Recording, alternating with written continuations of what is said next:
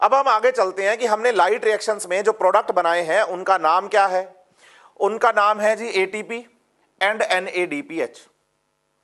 मैंने बोला था आप NADPH प्लस H प्लस लिखें, NADPH2 लिखें या NADPH लिखें, तीनों का मतलब एक ही है, आपको कंफ्यूज होने की बिल्कुल भी जरूरत नहीं है। तो एनसीईआरटी में नेक्स्ट जो हम टॉपिक पढ़ने वाले हैं, हमारे मॉड्यूल के अंदर जो नेक्स्ट टॉपिक हम पढ़ने वाले हैं, जो हेडिंग है वो है कि where are the ATP and NADPH used. अब where are the ATP and NADPH are used, तो पहले तो यह पता हो कि भाई एटीपी और NADPH आए कहां से, तो बताइए लाइट रिएक्शन से आए। कहां चल रही हैं? क्लोरोप्लास्ट के ग्रेना पार्ट में। जब हमने क्लोरोप्लास्ट का डिवीजन पढ़ा था, लेबर डिवीजन पढ़ा था, तो हमने कहा था कि ग्रेना पार्ट लाइट रिएक्शंस करती हैं और स्ट्रोमा में डार्क रिएक्शंस होती हैं। तो जब ग्रेना पार्ट में, मेम्ब्रेनस पार्ट में लाइट रिएक्शंस हुई तो क्या बना? 3 प्रोडक्ट बने। क्या क्या बना? एटीपी, NADPH2 या NADPH और ऑक्सीजन। और ऑक्सीजन यहां बाई प्रोडक्ट है, एटमॉस्फेयर में चला गया है, इसलिए आपसे ऐसा नहीं पूछा गया कि भाई ऑक्सीजन कहां काम आई। तो काम कौन आएगा आगे?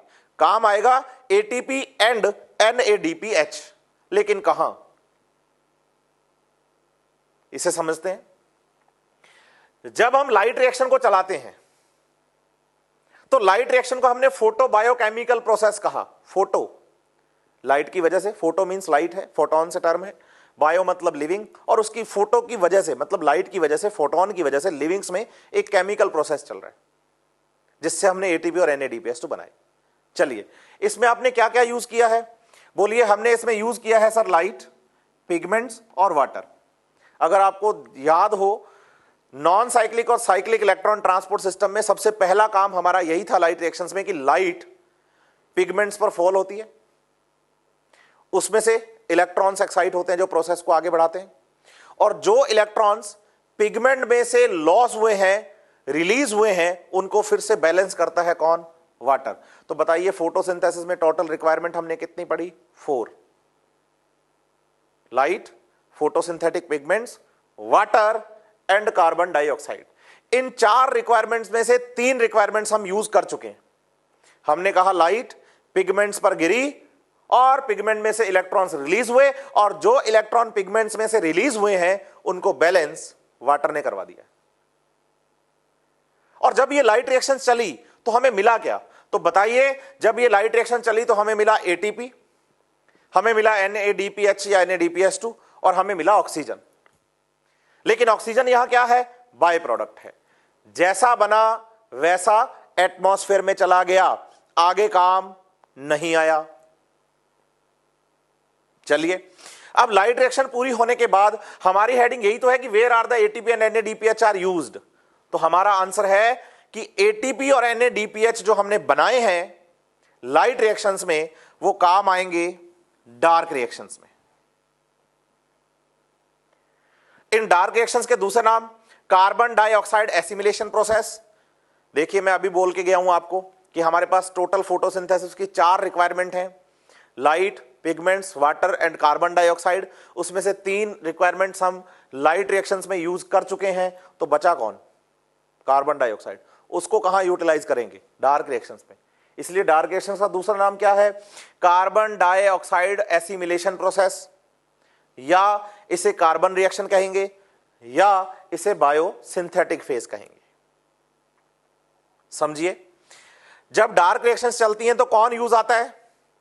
कार्बन डाइऑक्साइड यूज आता है। और उसके यूज से बनाएंगे क्या? फूड। और प्लांट्स के लिए वो फूड कौन है? ग्लूकोज है। तो जो एटीपी और NADPH2 हमने बनाए हैं लाइट रिएक्शंस में, उनको यूज हम कहां करेंगे? डार्क रिएक्शंस में। और डार्क रिएक्शंस में यूज होने के बाद किसका फॉर्मेशन होगा? ग्लूकोज का। किसका यूज होते हुए? कार्बन डाइऑक्साइड का। चलिए, मैं आपसे एक बात पूछता हूं कि डार्क रिएक्शन टर्म जो है, डार्क का मतलब होता है अंधेरा, तो डार्क रिएक्शंस जो है वो कब चलती हैं? दिन में या रात में या दोनों टाइम? तो अमूमन बच्चे कह देते हैं कि सर दोनों टाइम चलती हैं डार्क रिएक्शंस। अब मुझे यहां एक बात क्लियर करके दीजिए आप कि जो डार्क रिएक्शंस हैं, डार्क रिएक्शंस वो फोटोसिंथेसिस का पार्ट है या नहीं है? बिल्कुल है सर, हमारे चैप्टर का नाम ही फोटोसिंथेसिस इन हायर प्लांट्स है। चलिए ठीक है, अगर आप ये बात कह रहे हैं कि डार्क रिएक्शन फोटोसिंथेसिस का पार्ट है, तो हम तो बचपन से पढ़ते आ रहे हैं, छोटी क्लासेस से ये बात पढ़ते आ रहे हैं कि ग्रीन प्लांट केवल दिन के टाइम फोटोसिंथेसिस करते हैं और दिन में वो CO2 यूटिलाइज करते हैं और O2 रिलीज करते हैं। इसका मतलब रात को प्लांट फोटोसिंथेसिस नहीं करता। अब अगर रात को फोटोसिंथेसिस नहीं करता तो फिर रात को डार्क रिएक्शंस भी नहीं करता होगा। और यह बात बिल्कुल सही है, आपको यह बताना है कि डार्क रिएक्शंस भी प्लांट में दिन के टाइम पे ही चलती हैं। कारण, प्लांट को लाइट कब मिलेगी, दिन में या रात में? तो हम कहेंगे कि दिन में मिलेगी लाइट। अगर लाइट दिन में मिलेगी तो लाइट रिएक्शंस कब चलेंगी?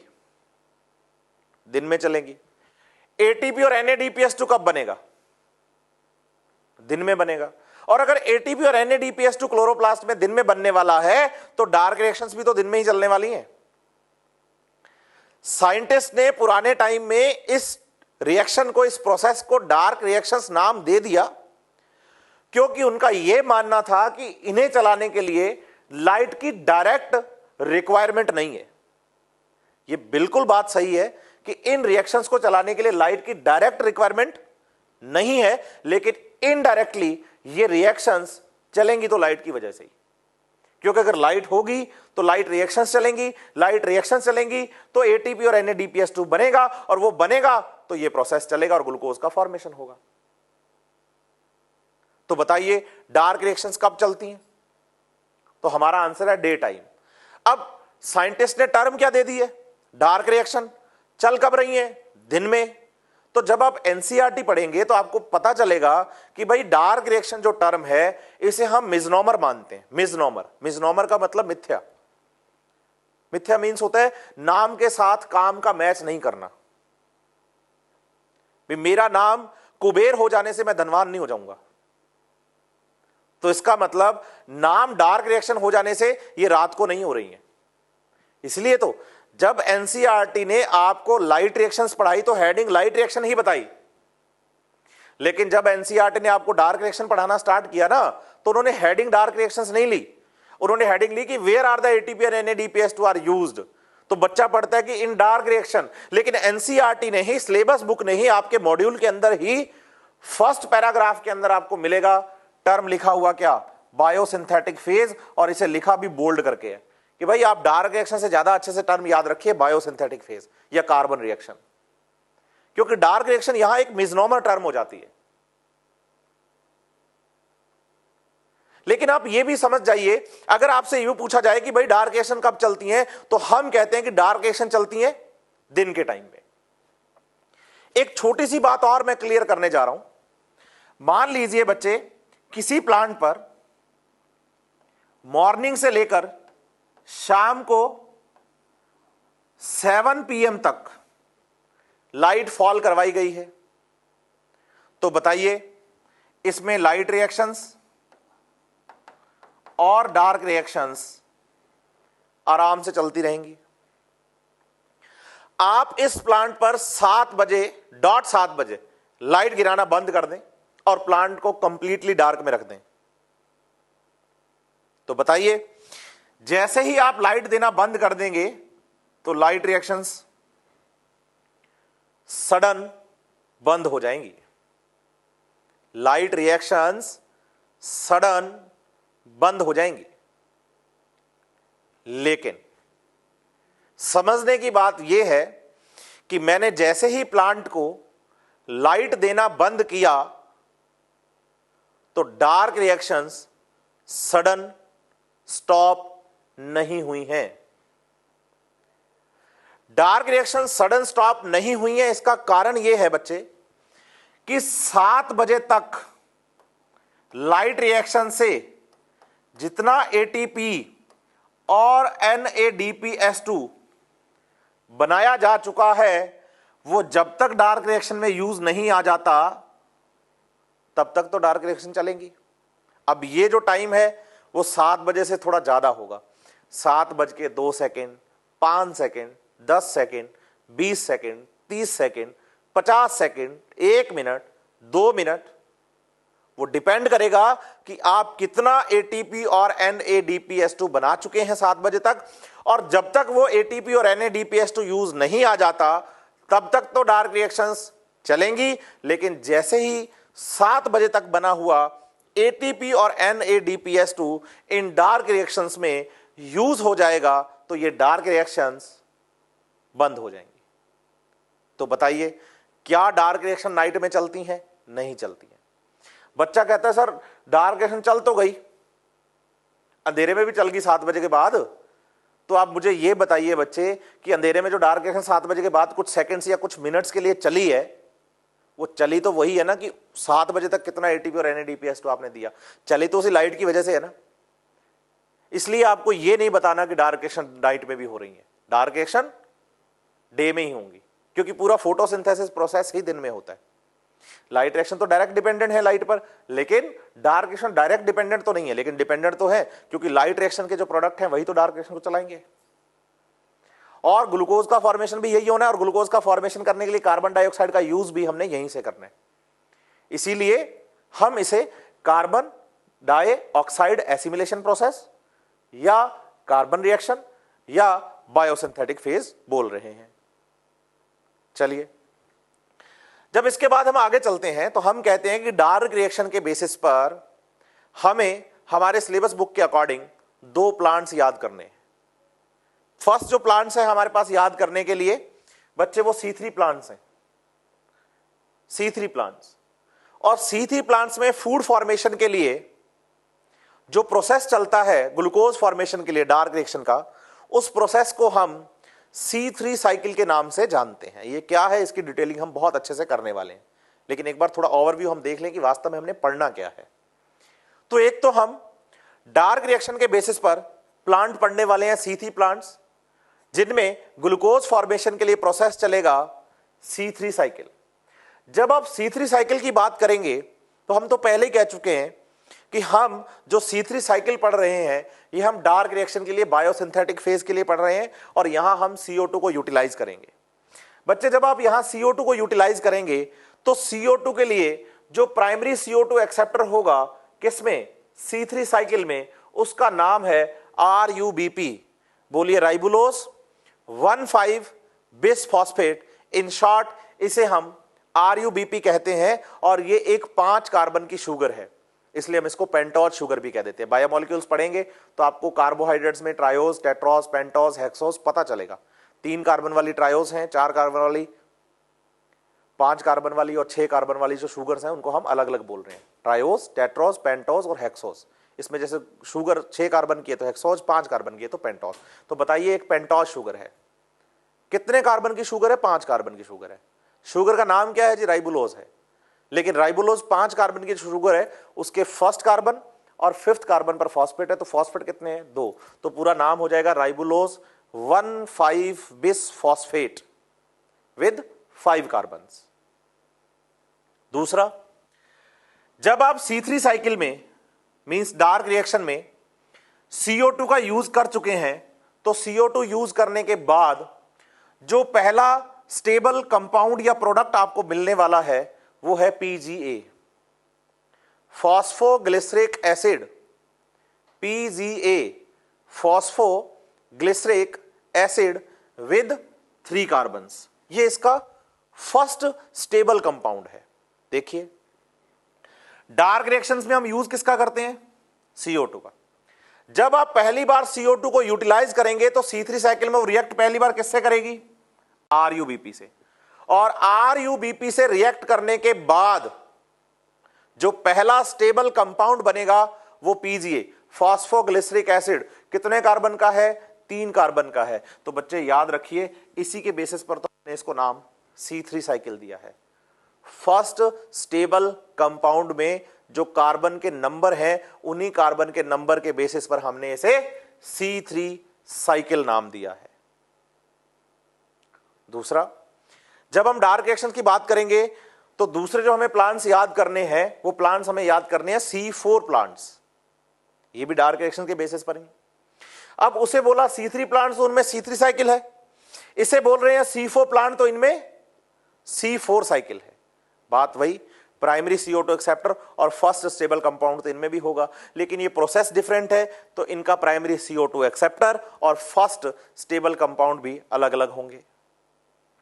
समझिए, जब आप C4 प्लांट्स में C4 साइकिल की बात करते हैं तो पहला CO2 एक्सेप्टर जो है वो है PEP with 3 carbons, phosphoenol pyruvate,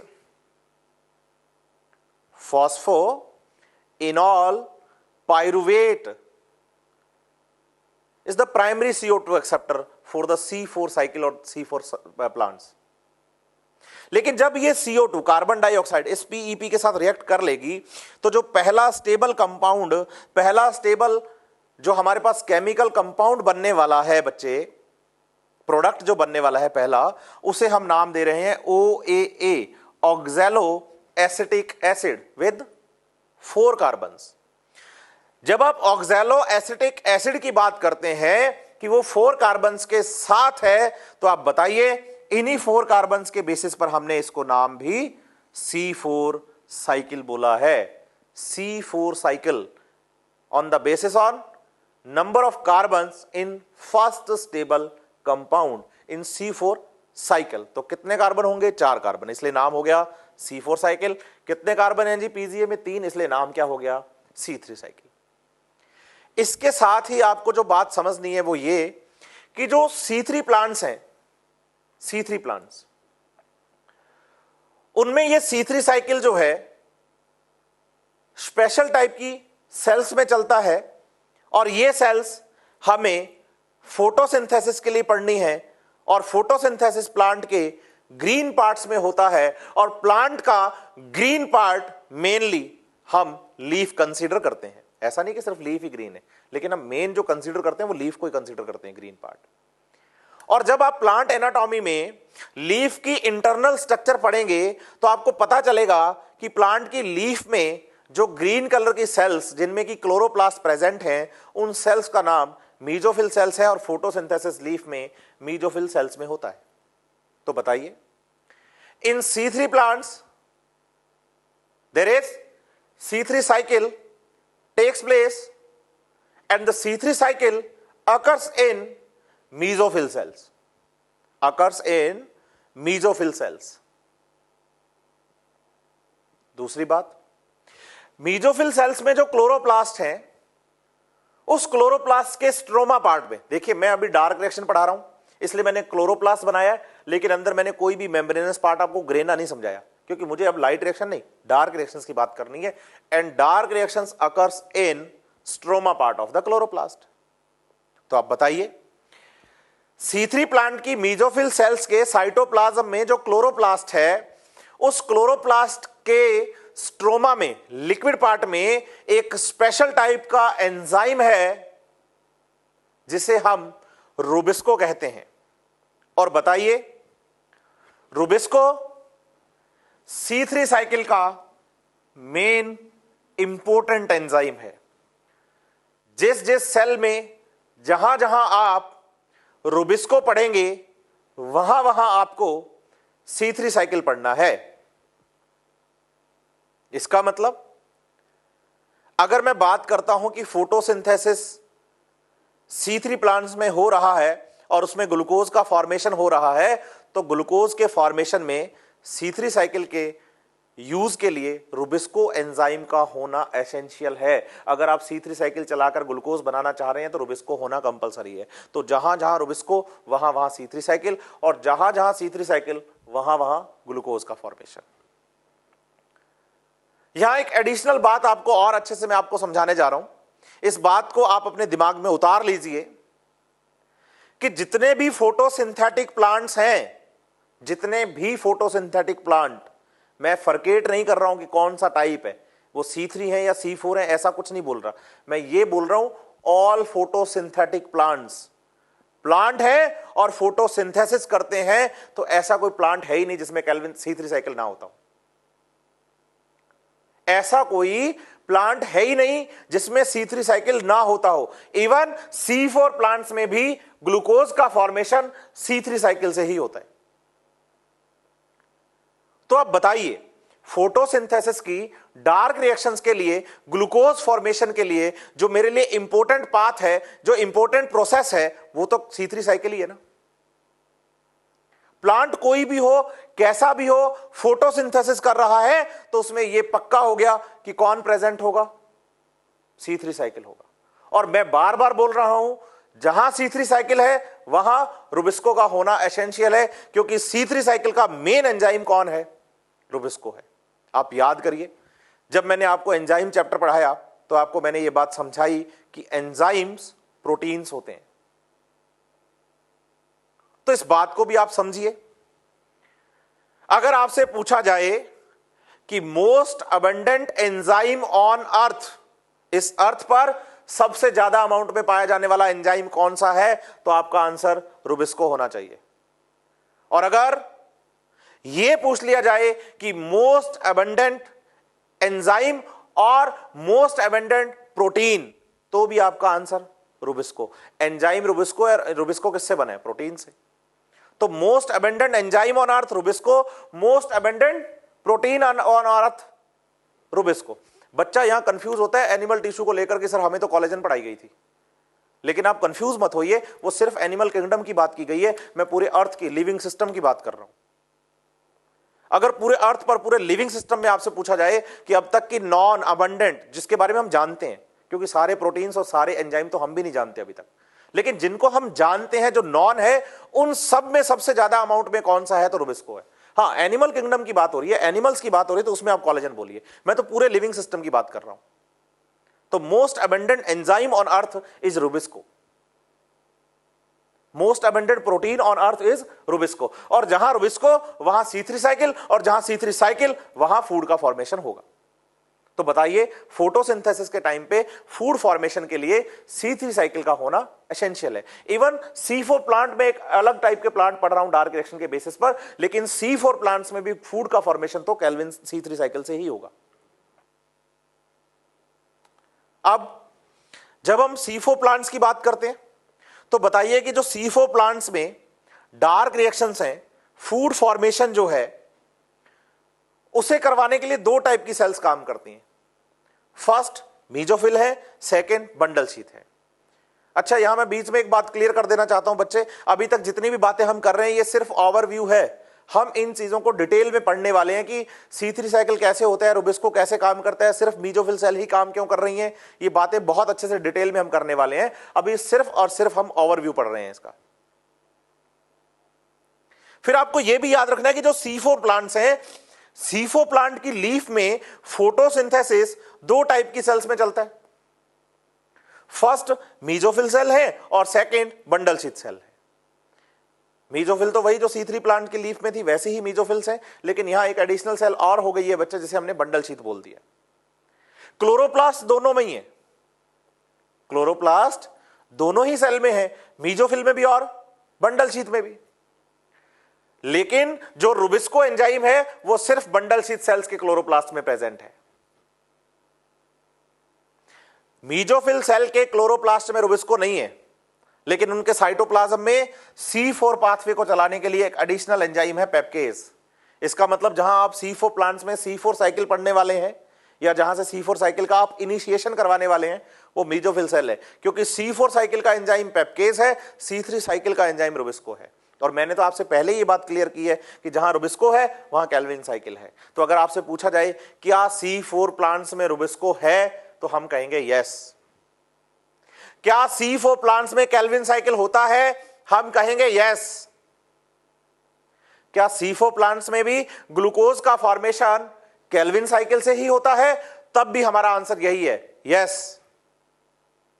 लेकिन डिफरेंस यह है कि C3 प्लांट्स में फूड फॉर्मेशन मीजोफिल सेल्स में होता है और बंडल शीथ सेल्स में यह फूड फॉर्मेशन मीजोफिल सेल्स में, और C4 प्लांट्स में यह food formation bundle sheath sales में होगा। तो C3 में कहां हो रहा है फूड फॉर्मेशन, मीजोफिल में। C4 में फूड फॉर्मेशन कहां हो रहा है, बंडल शीथ में। तो क्या C4 में मीजोफिल्स नहीं है, काम कर रही हैं? बिल्कुल कर रही हैं। क्या मीजोफिल में केल्विन साइकिल या C3 साइकिल चलता है? नहीं चलता। ग्लूकोज फॉर्मेशन कहां होता है? बंडल शीथ में। अब ऐसा क्यों किया गया? दो सेल्स क्यों रखी गई? दो दो टाइप के क्लोरोप्लास्ट क्यों रखे गए? ये सारी डिटेलिंग हम आगे बहुत अच्छे से करने वाले हैं। अब मैं एक छोटी सी बात आपको और समझा के निकलता हूं। जब आप एनसीईआरटी पढ़ेंगे तो उसमें एक हेडिंग मिलेगी आपको। एनसीईआरटी पेज नंबर 216 की बात कर रहा हूं मैं। वहां आपको एक हेडिंग मिलेगी, द प्राइमरी CO2 एक्सेप्टर्स।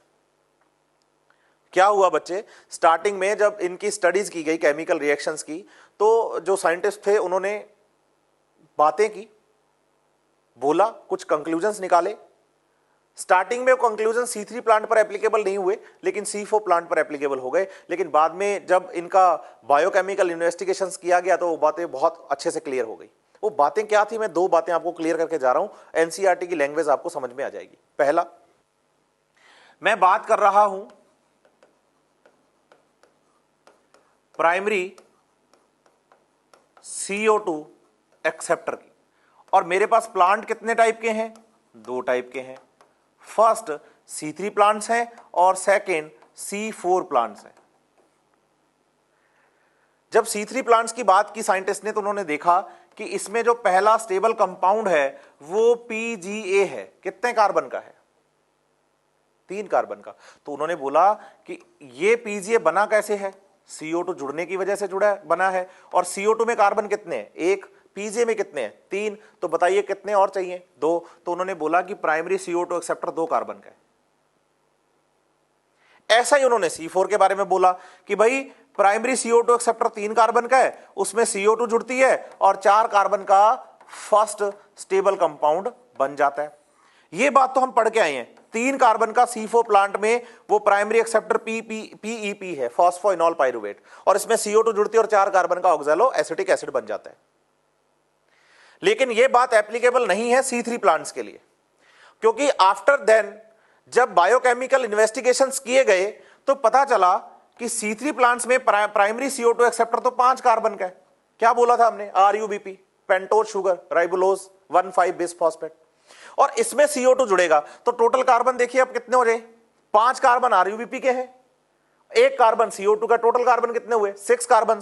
अब 6 कार्बन हुए तो उन्होंने कहा कि जो पहला स्टेबल कंपाउंड बनता है ना PGA, तो एक CO2 जुड़ने की वजह से PGA का 1 नहीं 2 मॉलिक्यूल बनते हैं, और प्राइमरी CO2 एक्सेप्टर 2 कार्बन का नहीं 5 कार्बन का होता है। ऐसा बताया गया प्राइमरी CO2 एक्सेप्टर के बारे में जब बात की गई इसके प्राइमरी CO2 एक्सेप्टर और फर्स्ट स्टेबल कंपाउंड की, और बायोकेमिकल इन्वेस्टिगेशन से ये बातें क्लियर की गई। तो आपको ये दो बातें बहुत अच्छे से लिखी हुई मिलेंगी एनसीईआरटी के अंदर, अपने मॉड्यूल के अंदर, आप पढ़िएगा जरूर। तो चलो बच्चों, अब तक हमने पढ़ा कि डार्क रिएक्शन में 2 टाइप के प्लांट्स हमने पढ़ने, C3 प्लांट्स और C4 प्लांट्स। अब उनमें प्रोसेस भी हमने 2 टाइप के पढ़े, एक तो C3 साइकिल और दूसरे C4 साइकिल। और हमने ये भी बोला कि C3 साइकिल एक ऐसा प्रोसेस है जो हर किसी फोटोसिंथेटिक प्लांट में होगा ही होगा, और C3 साइकिल के लिए जो मेन एंजाइम है वो रुबिस्को है। देखिए C3 साइकिल के बारे में जो डिटेल स्टडी करवाई वो एक साइंटिस्ट थे मेल्विन केल्विन। मेल्विन केल्विन ने C3 साइकिल के बारे में समझाया, इसीलिए C3 साइकिल को दूसरा नाम केल्विन साइकिल भी देते हैं। मेल्विन केल्विन ने एक एक्सपेरिमेंट किया, रेडियो एक्टिव आइसोटॉपिक टेक्निक का यूज करते हुए क्लोरेला नाम के एल्गी के क्लोरोप्लास्ट पर, और उन्होंने यह समझाया कि CO2 वाला जो कार्बन है वही कार्बन ग्लूकोज का फॉर्मेशन करवाता है। इसका मतलब जो कार्बन CO2 में है वही कार्बन ग्लूकोज में है। ऐसा मेल्विन केल्विन ने अपने एक्सपेरिमेंट से समझाया केल्विन साइकिल के थ्रू, और यह भी क्लियर किया कि जो कार्बन CO2 में प्रेजेंट है वही कार्बन ग्लूकोज में है। तो अल्टीमेटली फोटोसिंथेसिस के टाइम पे CO2 का फिक्सेशन होता है और ग्लूकोज का फॉर्मेशन होता है। तो जो कार्बन डाइऑक्साइड का कार्बन है वही कार्बन ग्लूकोज फॉर्मेशन करेगा। देखिए, जब आप केल्विन साइकिल की बात करते हैं तो एक तो आपको यह समझना है कि C3 साइकिल या Calvin cycle all photosynthetic plants में होता है, सभी फोटोसिंथेटिक प्लांट्स में होता है। और अपनी स्टडीज को इजी करने के लिए, for the ease of the understanding, the Calvin cycle can be described under 3 stages. First is carboxylation, second is reduction and third is regeneration. तो हम कह रहे हैं कि जो डार्क रिएक्शन है, जो केल्विन साइकिल है, जिसमें हम ग्लूकोज का फॉर्मेशन करवाते हैं, तो ग्लूकोज फॉर्मेशन के टाइम पर सबसे पहला स्टेप कार्बोक्सिलेशन है। देखिए, जब आप कार्बोक्सिलेशन प्रोसेस की बात करेंगे तो आप कहेंगे कि जो atmospheric CO2 through the stomata, leaf के स्टोमेटा के थ्रू जो मीजोफिल सेल तक आई है CO2 कार्बन डाइऑक्साइड, उसका सबसे पहले कार्बोक्सिलेशन होगा, वो किसी कंपाउंड के साथ जुड़ेगा। फिर उस CO2 वाले कार्बन का रिडक्शन करवाया जाएगा और रिडक्शन के बाद रीजनरेशन होगा और साइकिल पूरा जहां से स्टार्ट हुआ है वहीं खत्म हो जाएगा। इसलिए इसे नाम दे रहे हैं साइकिल। स्टेप कितने हैं? 3। पहला कार्बोक्सिलेशन। देखिए, जब आप कार्बोक्सिलेशन की बात करते हैं तो कार्बोक्सिलेशन स्टेप में आप CO2 को फिक्स करवाएंगे एक स्टेबल कंपाउंड में, जो कि एक ऑर्गेनिक इंटरमीडिएट होगा, जिसको हम पढ़ चुके हैं। स्टेबल पहला कंपाउंड केल्विन साइकिल का कौन है? तो बताइए, केल्विन साइकिल का पहला स्टेबल कंपाउंड जो है वो 3 कार्बन का PGA फॉस्फोग्लिसरिक एसिड है। फिर कार्बोक्सिलेशन जो है वो केल्विन साइकिल का मोस्ट क्रूशियल स्टेप है, सबसे इंपॉर्टेंट है। कारण है कि जब भी केल्विन साइकिल स्टार्ट होगा और CO2 का फिक्सेशन होगा तो सबसे पहला स्टेप ही कौन है? कार्बोक्सिलेशन स्टेप है। कार्बोक्सिलेशन होगा तो ही तो केल्विन साइकिल आगे रन करेगा। तो most crucial, most important step for the Calvin cycle is carboxylation. फिर आप बताइए कि इस स्टेप में जो CO2 है वो RUBP में जुड़ती है। 5 कार्बन का RUBP पढ़ के आए हैं, primary CO2 acceptor. Primary CO2 acceptor in the Calvin cycle is RUBP, pentose sugar with 5 carbons. तो केल्विन साइकिल जब हम प्रोसेस पढ़ते हैं बच्चे, तो उसका जो पहला स्टेप कार्बोक्सिलेशन है, इस कार्बोक्सिलेशन प्रोसेस में सबसे पहला काम यही है कि जो कार्बन डाइऑक्साइड है वो RUBP नाम के कंपाउंड 5 कार्बन के कंपाउंड में जुड़े। जब ये जुड़ेगा तो इसे हम कार्बोक्सिलेशन कहेंगे। लेकिन ये जो काम है, ये जो एक्टिविटी है बच्चे, ये एक्टिविटी कौन से एंजाइम की वजह से हो रही है? रूबिस्को एंजाइम की वजह से हो रही है। देखिए, रूबिस्को की अगर फुल फॉर्म आपसे पूछी जाए तो आप इसे RUBP कार्बोक्सिलेज ऑक्सीजनेज कह सकते हैं। Rubisco ribulose bisphosphate carboxylase oxygenase. देखिए, राइबुलोज बिसफॉस्फेट तो RUBP है ही, आप इसे RUBP कार्बोक्सिलेज ऑक्सीजनेज भी कह सकते हैं। कार्बोक्सिलेज ऑक्सीजनेज, रूबिस्को में लास्ट में जो एंड में C और O है, उस C से मतलब कार्बोक्सिलेशन है और O से मतलब ऑक्सीजनेशन है। मैं समझाना चाह रहा हूं यहां C और O से कि जो रूबिस्को एंजाइम है, ये एंजाइम अपने साथ कार्बन डाइऑक्साइड को भी रिएक्ट करवा सकता है और ऑक्सीजन को भी रिएक्ट करवा सकता है। इसका मतलब रूबिस्को एंजाइम के लिए सबस्टेट कार्बन डाइऑक्साइड भी हो सकता है और ऑक्सीजन भी हो सकता है, लेकिन एक टाइम में कोई एक।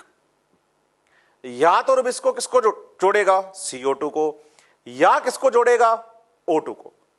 या तो कार्बन डाइऑक्साइड जुड़ेगी या ऑक्सीजन जुड़ेगी।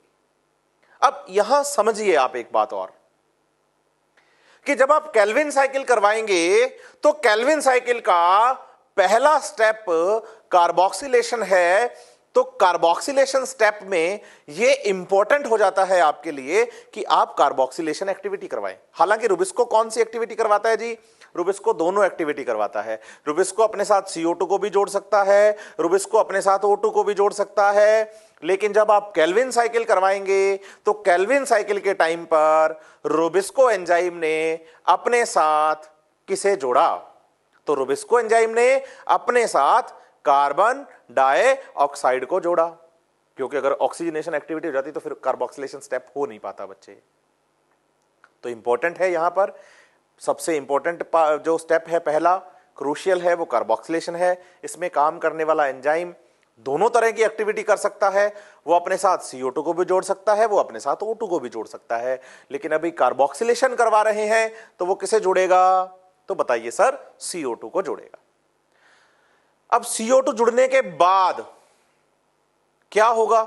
रिडक्शन स्टेप होगा, और इस रिडक्शन स्टेप में आपको 2 मॉलिक्यूल ATP और 2 मॉलिक्यूल NADPS2 के यूज करने हैं एक कार्बन डाइऑक्साइड के लिए। याद करिए, हमने कहा जो एनर्जी लाइट रिएक्शन में बनती है वो डार्क रिएक्शन में काम आती है। अब डार्क रिएक्शन में कहां काम आती है जी? ग्लूकोज फॉर्मेशन में काम आती है। उस प्रोसेस का नाम बताइए जिसमें ग्लूकोज बनता है। Calvin cycle. और केल्विन साइकिल के step 3, first step is carboxylation, second is reduction, and third is regeneration. First carboxylation, second reduction, third regeneration. तो केल्विन साइकिल में ग्लूकोज फॉर्मेशन में इन 3 स्टेप्स में से कहां काम आ रहा है? वो ATP और NADPS2। तो बताइए, रिडक्शन स्टेप में ATP और NADPS2 यूज आता है। और तीसरा स्टेप है रीजनरेशन। अब देखिए, आपने साइकिल स्टार्ट किया था तो आपने कार्बन डाइऑक्साइड को रिएक्ट किससे करवाया? तो हम कहते हैं कि हमने रिएक्ट करवाया है RuBP को, कार्बन डाइऑक्साइड को RuBP के साथ। और जब आपने इसे RuBP के साथ रिएक्ट करवाया है तो आप इस केल्विन साइकिल को दोबारा फिर से रन करवाना चाहते हैं किसी और CO2 को जोड़कर। तो बताइए, हमें RuBP की फिर से जरूरत है। तो आप समझिए इस बात को, अगर आपको RuBP की फिर से जरूरत है तो RuBP का यहां पर क्या करवाया जाएगा? रीजनरेशन करवाया जाएगा। तो 3 स्टेप बच्चे आपको याद करने हैं। पहला कार्बोक्सिलेशन, दूसरा रिडक्शन, तीसरा रीजनरेशन। कार्बोक्सिलेशन स्टेप में कार्बन डाइऑक्साइड RuBP के साथ रिएक्ट करेगी, और RuBP के साथ कार्बन डाइऑक्साइड को रिएक्ट करवाने के लिए एंजाइम काम करेगा रुबिस्को। और जब रुबिस्को एंजाइम की बात आती है तो एक्टिविटी वो दोनों कर सकता है, कार्बोक्सिलेज भी, ऑक्सीजनेज भी। लेकिन केल्विन साइकिल के कौन सी कर रहा है? कार्बोक्सिलेज एक्टिविटी कर रहा है।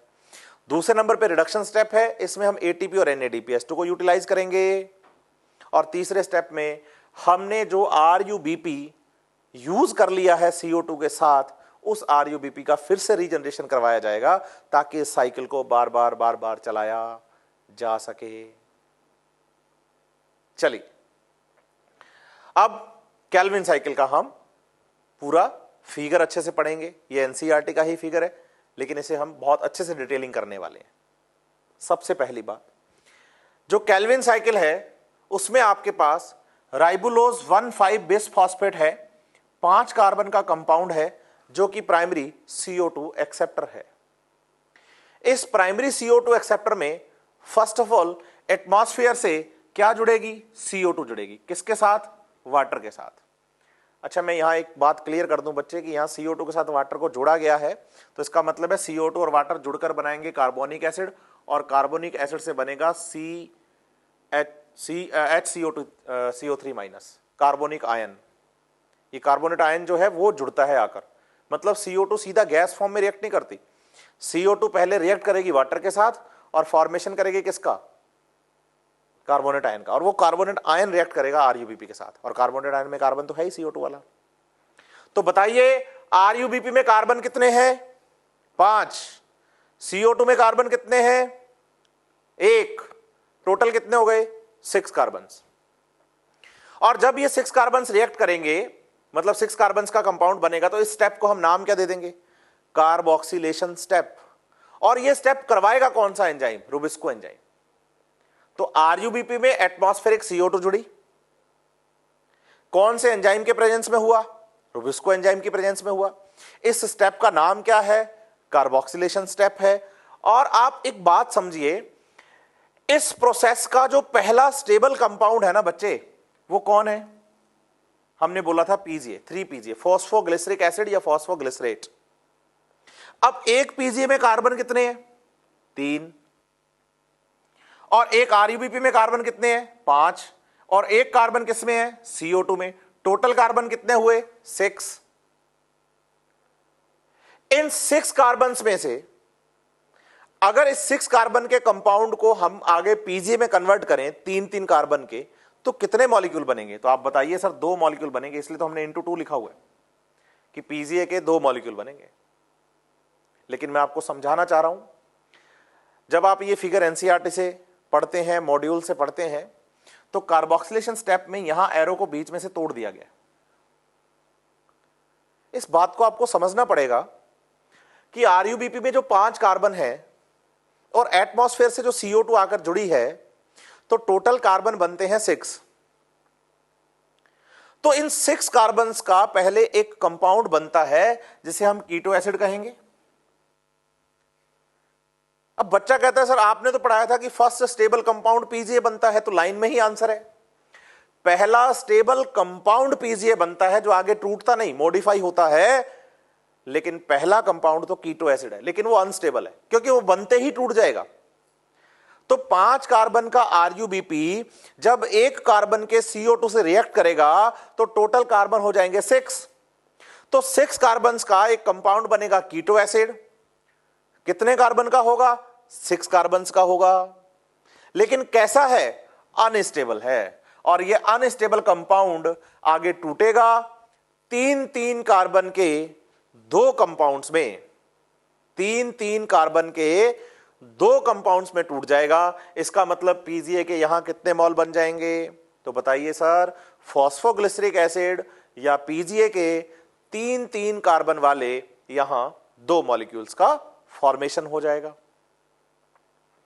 देखिए, जब आप कार्बोक्सिलेशन स्टेप की बात करते हैं तो कार्बोक्सिलेशन स्टेप की आप थ्योरी पढ़ेंगे, वही एनसीईआरटी वाली है, सेम टू सेम जो अभी हम लास्ट पढ़ के आए कि carboxylation is the fixation of CO2 in stable into stable organic intermediate. ये स्टेबल इंटरमीडिएट कौन है? पीजीए है। Carboxylation is the most crucial step है, बिल्कुल है। यहां CO2 यूटिलाइज होती है कार्बोक्सिलेशन और आप आरयूबीपी के लिए, बिल्कुल हमने आरयूबीपी का कार्बोक्सिलेशन करवाया है। फिर हम कहते हैं कि इसमें जो काम करने वाला एंजाइम है वो कौन है? रुबिस्को है। ये रुबिस्को का पूरा नाम अगर पूछा जाए तो आरयूबीपी कार्बोक्सिलेज ऑक्सीजनेज है। ये अपने साथ CO2 को भी जोड़ सकता है, अपने साथ O2 को भी जोड़ सकता है, लेकिन एक टाइम में किसी एक को ही जोड़ेगा। तो बताइए केल्विन साइकिल को चलाने के लिए ये अपने साथ किसको जोड़ रहा है? तो हम बताते हैं कि सर ये केल्विन साइकिल को अपने साथ चलाने के लिए CO2 को जोड़ेगा। तो CO2 जब जुड़ेगी, किसके साथ जुड़ेगी? आरयूबीपी के साथ जुड़ेगी, तो 6 कार्बन का एक अनस्टेबल कंपाउंड कीटो एसिड बनेगा और फिर वो 3-3 कार्बन के 2 कंपाउंड में टूट जाएगा पीजीए में। चलिए, ये पहला स्टेप कार्बोक्सिलेशन पूरा हुआ। अब देखिए, आप पीजीए का जो मॉलिक्यूल हमारे पास 2 हैं उनका क्या होगा? अब रिडक्शन होगा, और रिडक्शन से बनेगा क्या? PgAl। बोलिए फॉस्फोग्लिसरल्डिहाइड। फॉस्फोग्लिसरल्डिहाइड, ऐसा आप केमिस्ट्री में पढ़ते हैं कि जब एसिड का करवाया जाए रिडक्शन तो एसिड एल्डिहाइड में कन्वर्ट हो जाते हैं। तो देखिए, मेरे पास था फॉस्फोग्लिसरिक एसिड, अभी है फॉस्फोग्लिसरल्डिहाइड, फॉस्फोग्लिसरिक एसिड, और अभी है फॉस्फोग्लिसरल्डिहाइड, एल्डिहाइड। इसका मतलब हाइड्रोजन्स जुड़े हैं, लेकिन वो हाइड्रोजन्स आए कहां से? बताइए। जो NADPH2 हमने लाइट रिएक्शन में बनाया था वो अब फिर से NADP में कन्वर्ट हो गया और इसने अपने हाइड्रोजन्स पीजीए को दे दिए, और साथ ही साथ यहां 2 मॉलिक्यूल्स ATP का भी यूटिलाइजेशन हुआ है, और जो फॉस्फोग्लिसरेट या ग्लिसरिक एसिड था वो चेंज हो गया है फॉस्फोग्लिसरल्डिहाइड में। इस स्टेप को हमने रिडक्शन स्टेप कहा है, और रिडक्शन स्टेप में हमने 2 ATP और 2 मॉलिक्यूल NADPH2 यूज किया है बेटा। लेकिन किसके लिए यूज किया है? जब हम एक CO2 मॉलिक्यूल को यूज करेंगे। उसका कारण यह है कि जब मैं 2 मॉलिक्यूल पीजीए को यूज करवाता हूं रिडक्शन में, तो मेरे पास PgAl के भी तो 2 मॉलिक्यूल बनेंगे ना। तीन तीन कार्बन वाले। तो एक पीजीए से एक पीजीएल, तो एक एटीपी एक NADPH2, दूसरे पीजीए से दूसरा पीजीएल, तो एक एटीपी और एक NADPH। तो इसका मतलब मेरे पास कितने एटीपी खर्च हो रहे हैं एक रिडक्शन स्टेप में? 2, क्योंकि मेरे पास मॉलिक्यूल 2 हैं बच्चे। तो for the one molecule of CO2 entering in Calvin cycle, there are 2 molecules of ATP and 2 molecules of NADPH2 are used in the reduction step of Calvin cycle। समझिए, जब आप NCERT से इस लैंग्वेज को पढ़ेंगे तो आपको पता चलेगा कि ये सीरीज ऑफ द रिएक्शंस हैं। इसमें हमने 2 मॉलिक्यूल ATP यूज किया है, किसके लिए? बोलिए, फॉस्फोराइलेशन के लिए। बच्चा कहता है सर फॉस्फोराइलेशन तो आपने ATP फॉर्मेशन समझाया था, जब आप लाइट रिएक्शन पढ़ा रहे थे तो आपने कहा था फोटोफॉस्फोराइलेशन ATP फॉर्मेशन के टाइम पर, लेकिन यहां तो आप ATP खर्च कर रहे हो और फिर भी आप फॉस्फोराइलेशन कह रहे हो। तो आप याद करिए, मैंने ATP फॉर्मेशन को फॉस्फोराइलेशन नहीं कहा था, मैंने कहा था फॉस्फेट के मूवमेंट से होने वाली रिएक्शन, मतलब फॉस्फेट का जुड़ना फॉस्फोराइलेशन है। जब आप ATP बना रहे थे ना बच्चे, तब आप ADP का, एडिनोसिन डाइफॉस्फेट का क्या करवा रहे थे? फॉस्फोराइलेशन, और बना रहे थे एडिनोसिन ट्राइफॉस्फेट। लेकिन जब आप बात करते हैं कैल्विन साइकिल की, तो कैल्विन साइकिल में जो ATP है, ATP मतलब एडिनोसिन ट्राइफॉस्फेट, कन्वर्ट हो रहा है एडिनोसिन डाइफॉस्फेट में। तो ट्राई से डाई हुआ, 3 से 2 फॉस्फेट हुए, तो जो 2 फॉस्फेट हुए तो एक फॉस्फेट कहां गया? तो वही फॉस्फेट तो ग्लिसरेट पीजीए के साथ या ग्लिसरिक एसिड के साथ जुड़ा है। अल्टीमेटली यहां जो फॉस्फोराइलेशन हुआ है ना रिडक्शन के टाइम पे, वो फॉस्फोराइलेशन PGA का हुआ है, मतलब PGA में फॉस्फेट जुड़ा है। तो बताइए, during the reduction step there are 2 molecules of ATP and 2 molecules of NADPH2 are used for the 1 molecule of CO2 in Calvin cycle। Calvin cycle में एक CO2 के लिए रिडक्शन स्टेप में 2 मॉलिक्यूल ATP और 2 मॉलिक्यूल NADPH2 यूज होगा, क्योंकि PGA के phosphoglyceric acid के मेरे पास मॉलिक्यूल्स भी तो सर 2 बनेंगे ना। अब देखिए, जो PGAL बना है, इस PGAL से कैल्विन साइकिल में फूड का फॉर्मेशन किया जाता है। अब जब आप NCERT मॉड्यूल पढ़ेंगे तो आपको लिखा हुआ मिलेगा ग्लूकोज, सुक्रोज, स्टार्च। देखिए, अगर किसी सेल ने फूड बनाया है कैल्विन साइकिल से तो ग्लूकोज बनाया है, लेकिन अगर वो ग्लूकोज को किसी और सेल में भेजना चाह रहे हैं, ट्रांसपोर्ट करवाना चाह रहे हैं, तो बताइए प्लांट्स में इस फूड का ट्रांसपोर्टेशन सुक्रोज की फॉर्म में होता है। और अगर ये सेल, जिस सेल ने फूड बनाया है फोटोसिंथेसिस से, और ये फूड अपने पास ही स्टोर करना चाहती है, तो वो सेल उसे स्टार्च में कन्वर्ट करेगी, तो बनेगा तो ग्लूकोज। अगर उस ग्लूकोज को, उस फूड को ट्रांसपोर्ट होना है अदर पार्ट ऑफ प्लांट में, तो वो सुक्रोज में बदलेगा, और अगर उसे उसी सेल में स्टोर हो जाना है तो वो स्टार्च में बदलेगा। इसलिए हम यहां तीनों फॉर्म लिख कर जा रहे हैं, ग्लूकोज, सुक्रोज और स्टार्च। ये आपको याद रखना है, बनेगा तो ग्लूकोज, लेकिन उससे आप क्या कर रहे हैं? उससे आप लेकर जा रहे हैं कहीं और, तो सुक्रोज में बदलना पड़ेगा, स्टोर कर रहे हैं तो स्टार्च। अब यहां तक हमारा एक काम हो गया कि हमने ग्लूकोज बना लिया, हमारा मेन काम यही था, लेकिन साइकिल पूरा नहीं हुआ है अभी। तो आप देखिए, ये जो PGAL मॉलिक्यूल था बच्चे हमारे पास, अब इस PGAL मॉलिक्यूल्स की हेल्प से यहां तीसरा स्टेप रीजनरेशन चलाया जाता है, और रीजनरेशन में इन PGA मॉलिक्यूल से फिर से बना दिया जाएगा किसको? RUBP को। इसका मतलब मैंने कैल्विन साइकिल प्रोसेस स्टार्ट कहां से किया? RUBP से किया, और PGAL तक आया तो यहां से ग्लूकोज भी बना लिया, और कुछ PGAL से मैंने दोबारा क्या बना लेना है? RUBP। बच्चे, ये RUBP दोबारा बनेगा तभी तो ये कैल्विन साइकिल बार बार चलेगा और कंटिन्यू डार्क रिएक्शन चलती रहेंगी। इसलिए इस कैल्विन साइकिल की कंटिन्यूटी को मेंटेन करने के लिए रीजनरेशन का होना जरूरी है। और यह भी हम याद रखेंगे कि रीजनरेशन स्टेप में 1 molecule of ATP converts into 1 molecule of ADP.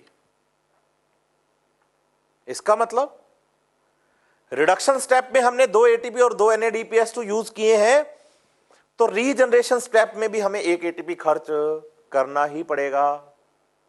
और बताइए, रीजनरेशन भी एक इंपॉर्टेंट स्टेप है, लेकिन किस लिए है? अगर बात आए कि which one is the most important crucial step of the Calvin cycle, then answer is carboxylation, because carboxylation is the first step of the Calvin cycle. लेकिन अगर ये आए कि which one step is important for the continuity of the Calvin cycle, continuity of the Calvin cycle, कि आप without interruption Calvin cycle को बार बार चलाना चाह रहे हैं, तो उसके लिए इंपॉर्टेंट स्टेप रीजनरेशन है। क्योंकि अगर रीजनरेशन होगा तो बच्चे तभी तो कंटिन्यू आरयूबीपी बनेगा, और अगर आरयूबीपी बार बार बनेगा तो ग्लूकोज फॉर्मेशन के लिए कैल्विन साइकिल भी चलता रहेगा। अब इस बात को यहां हमें समझना है कि जब आप एनसीईआरटी पढ़ेंगे तो आपको लिखा हुआ मिलेगा कि regeneration of the CO2 acceptor molecule, कौन? आरयूबीपी। इसका रीजनरेशन करवाना है बच्चे आपने। Is the crucial if the cycle is to continue uninterrupted. अगर आप विदाउट इंटरप्शन इस साइकिल को बार बार चलाना चाह रहे हैं, तो आपके लिए बेटा ये इंपॉर्टेंट है कि आप रीजनरेशन करवाएं, क्योंकि अगर रीजनरेशन होगा तो आरयूबीपी बनेगा, और अगर आरयूबीपी बनेगा तो ये कैल्विन साइकिल बार बार चलेगा विदाउट एनी इंटरप्शन। अब देखिए, आप एक कैल्विन साइकिल पढ़ चुके हैं, इसमें 3 स्टेप आपने पढ़े। First is carboxylation, second is reduction, third is regeneration. बताइए, एक कैल्विन साइकिल में आपने कितने CO2 यूज किए? तो हम कहते हैं सर हमने यूज किया है 1 मॉलिक्यूल ऑफ CO2। तो बताइए, एक कैल्विन साइकिल में एक CO2 के लिए कितने एटीपी खर्च होंगे? तो एटीपी कंज्यूम होंगे सर 3। ये कैसे होगा? तो बताइए सर 2 + 1। 2 कहां होंगे? रिडक्शन स्टेप में, और 1 कहां होगा? रीजनरेशन स्टेप में। और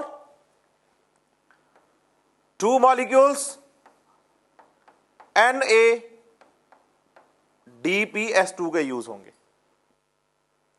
तो एक कैल्विन साइकिल में 3 एटीपी और 2 NADPS2 खर्च होते हैं, कंज्यूम होते हैं एक CO2 के लिए।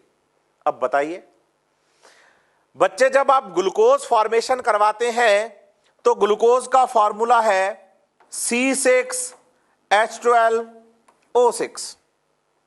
बताइए, ग्लूकोज में कितने कार्बन हैं? सर 6 कार्बन हैं।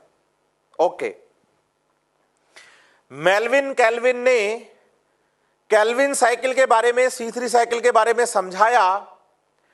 क्लोरेला नाम की एल्गी के क्लोरोप्लास्ट पर स्टडीज करते हुए ये प्रूव किया, लोगों को ये कंक्लूड किया, ये समझाया कि भाई जो कार्बन डाइऑक्साइड में प्रेजेंट है वही कार्बन ग्लूकोज में भी प्रेजेंट है।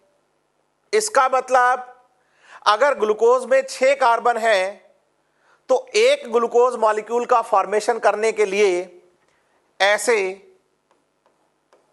6 कैल्विन साइकिल्स को रन करवाना पड़ेगा।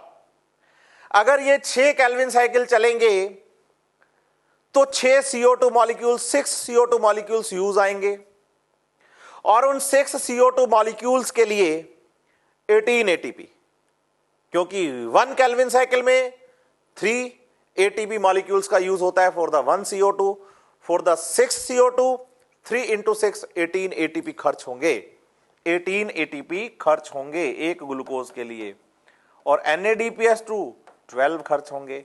तो याद करिए, मैं आपको ये बात पहले भी बता चुका हूं, कि डार्क रिएक्शंस में 1 मॉलिक्यूल ऑफ ग्लूकोज फॉर्मेशन करने के लिए 18 एटीपी एंड 12 NADPH2 मॉलिक्यूल्स की रिक्वायरमेंट होती है। तो ये हम केल्विन साइकिल के बारे में बात कर चुके हैं। अब देखिए, अगर आप चाहते हैं कि ग्लूकोज का फॉर्मेशन हो, यहां देखिए ग्लूकोज को 1 हेक्सोज लिखा गया है और मैंने कहा है जो शुगर 6 कार्बन्स की है बच्चे, उसे हम हेक्सोज नाम देते हैं। तो बताइए, 6 turns of the Calvin cycle are required for the formation of 1 molecule of glucose. यहां 6 CO2 आपको रिक्वायर्ड है for the synthesis of 1 glucose, 6 CO2। दूसरी बात, जब आप 6 CO2 का यूज करेंगे तो आप 12 NADPH2 एंड 18 ATP खर्च करेंगे as a assimilatory power, because glucose assimilation में हेल्प कर रहा है 12 NADPH2 एंड 18 ATP। तो क्या बोल देंगे इसे हम? Assimilatory power. तो बताइए, ATP and NADPH2 which are the product of the light reaction are also known as assimilatory power during photosynthesis। और केल्विन साइकिल में CO2 कितने काम आ रहे हैं? 6। और उन 6 CO2 से ग्लूकोज कितने बन रहे हैं? 1। और अंदर क्या जा रहा है केल्विन साइकिल में? 6 CO2 के साथ साथ 18 ATP। मिला क्या वापस? 18 ADP। ये फिर से डार्क लाइट रिएक्शन में काम आ जाएंगे, फिर से ATP बन के आएंगे, लाइट रिएक्शन चलाने में हेल्प करेंगे। और 12 NADPH2 12 NADP में कन्वर्ट हो जाएंगे, क्योंकि इनका हाइड्रोजन तो रिडक्शन करवाने में काम आ जाएगा ना बच्चे केल्विन साइकिल में। और ये ADP और NADP फिर से जाएंगे लाइट रिएक्शन में, ADP ATP में और NADP NADPH2 में कन्वर्ट होकर फिर से आएंगे और डार्क रिएक्शन को चलाएंगे।